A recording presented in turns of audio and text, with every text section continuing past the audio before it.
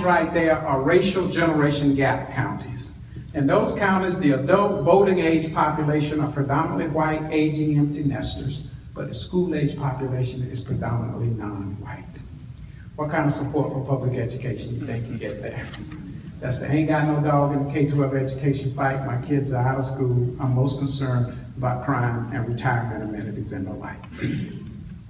Those counties are majority minority counties. The adult voting age population is predominantly non-white. School age population is predominantly non-white. Lots of interest in education. What's missing? They're all low wealth counties, not enough money there. The gray are majority counties. The adult voting age population is predominantly white, school age population is predominantly white.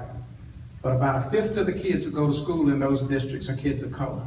But ladies and gentlemen, if you peer beneath the veneer and look into those districts, what you will find is the kids of color either attending racially isolated schools or in the good schools, they're underrepresented in the what? College prep tracks. In other words, ladies and gentlemen, kids of color, the new majority in American society, between a rock and a hard place through no fault of their own as a function of the demographic shift.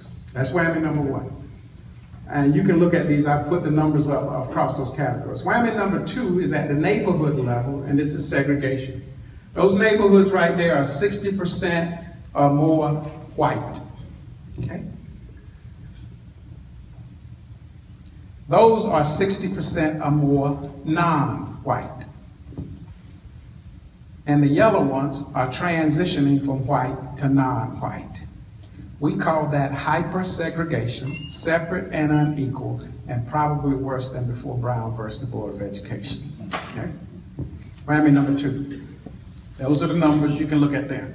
Whammy number three, poverty, school-age poverty. Those neighborhoods right there, 40% or more of the kids are growing up in households with incomes below the poverty level. Those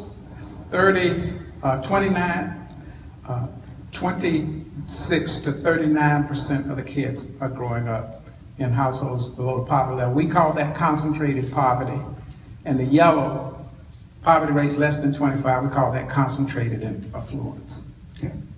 When I talk about the triple whammy, those are the numbers. When I talk about the triple whammy of geographic disadvantage, I'm talking about those three things right there, ladies and gentlemen. That the average kid that walks into the school system today has to overcome what? Those kinds of challenges. I'll be